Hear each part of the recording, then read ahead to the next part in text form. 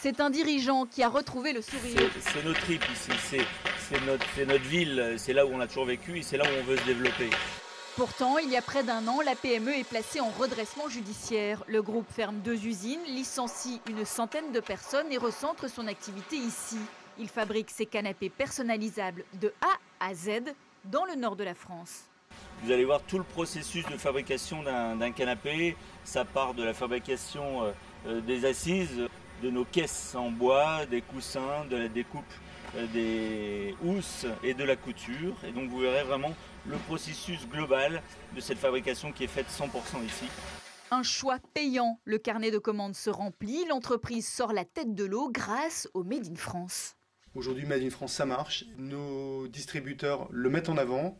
Les consommateurs, à partir du moment où ils ont des canapés qui sont aussi bien faits, aussi livrés rapidement et dans des conditions tarifaires identiques à ce qu'on peut trouver par ailleurs, ils vont choisir naturellement du Made in France.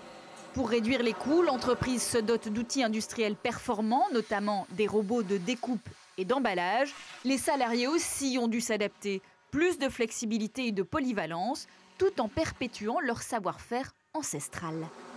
Je suis fier de faire que des produits français, surtout que tout ce qu'on entend à la radio, quand on voit tous les licenciements, tous les faits à l'étranger, tout ça, nous non. On reste là. Mais ça n'a pas été simple. Non. Non, parce qu'il y a eu des moments où, maintenant ça va un peu mieux, depuis 5-6 mois ça va beaucoup mieux.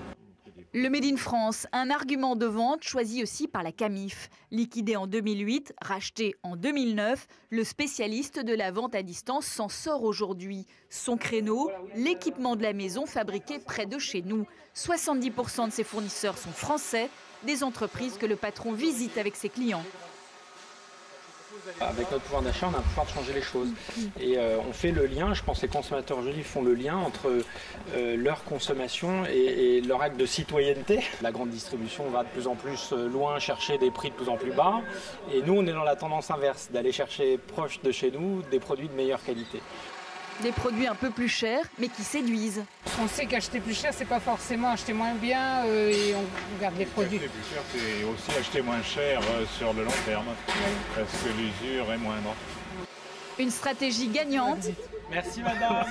L'an dernier, une trentaine d'entreprises ont fait le pari de relocaliser leur production en France.